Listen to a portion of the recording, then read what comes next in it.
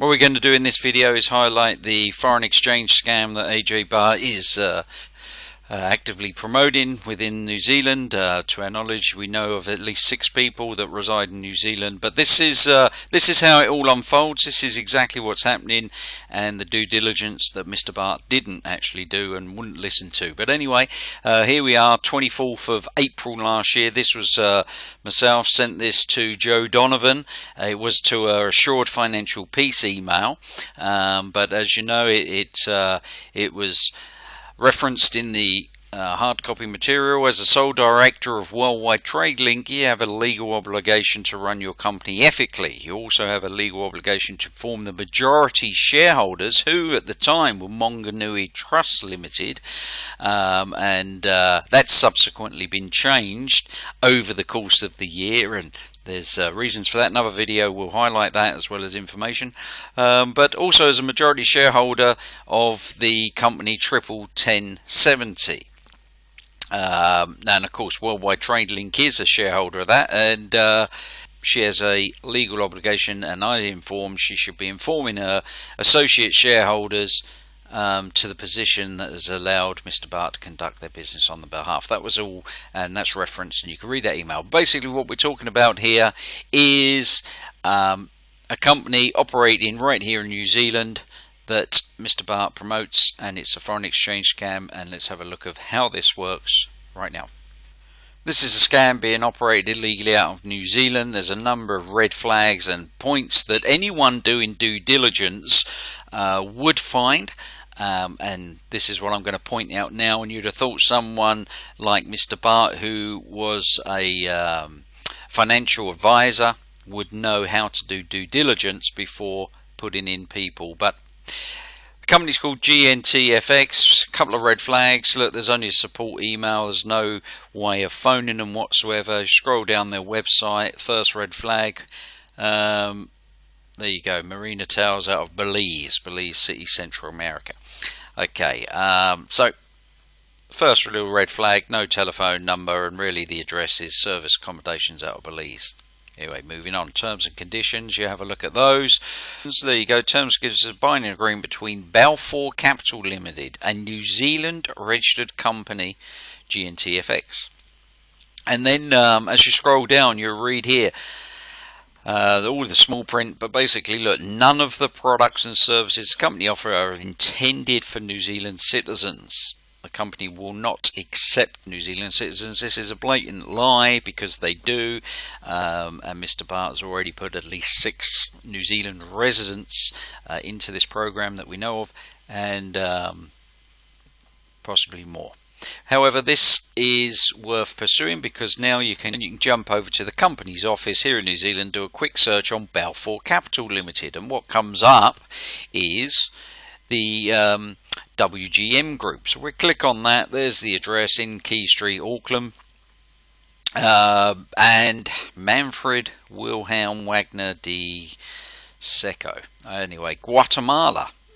Maybe there's another red flag there. Let's have a look at some documentation, because we were looking for Balfour Capital, but as we look, change your name. There you go, back in October 2015, change your name. Balfour Capital was changed to WGM Group. So that's the same company. Let's have a look at Balfour Capital. We go to their website. What you've got here is asset management, wealth management, retirement management, a brokerage firm. You scroll down, about us. Down here you see, look, they've got a foreign exchange site called Balfour FX through their high-tech investment platforms, blah blah blah. So let's have a look at Balfour FX. We jump to the Balfour FX page. Again, you can go through, but it's basically a front-end website, and when you look at the terms and conditions here, one of the interesting things as you scroll down is their online payment system is through a company called OnPay Line Limited out of Regent Street, London. Okay, so you fund accounts in this trading thing through online, pay online, or whatever they're called out of Regent Street. Well, let's have a look at this company over here, and then we can go to company's office in the UK, and this OnPay Line Limited there you go, was actually filed and registered by none other than our friend Manfred Wagner, who are from Guatemala. But he's since resigned from this company, conveniently 4 months after it was appointed, and then this chap, Rudy, took over on the 1st of December, but approximately 4 months later he conveniently resigned, and then a chap called Emilio, who's also from Guatemala, took over, and approximately 4 months later he conveniently resigned, and we're up to Herbert, who apparently is still active today, but you can see there's a big red flag there, right? Well, let's come back to our own New Zealand financial Financial Markets Authority, and on their own website you do a search for the WGM group, and on their own website, look, business to be aware of, as caution, exercise caution, and the name of the company, DM, formerly Balfour Capital, trading as Balfour FX, and there's their website. So, you know, and it happens to be exactly the same 188 Key Street that obviously is the registered address when you go back to Companies House in New Zealand. This is so many red flags, and it's an obvious scam. You go to a website called Forex Peace Army. It's just a forum of Forex interested people that trade and blah blah blah, do reviews, but obviously a lot of people have already been called out by this particular scam. And you scroll down and you can just read for yourself. You know, there's a lot of bad comments, and it's an obvious scam operating right here out in New Zealand. And really what you're actually looking at is backtracks to a chap called Jordan Balfour, who, for those that aren't aware, the movie Wolf on Wall Street was made of his couple of $100 million scam that he took out of investors' money.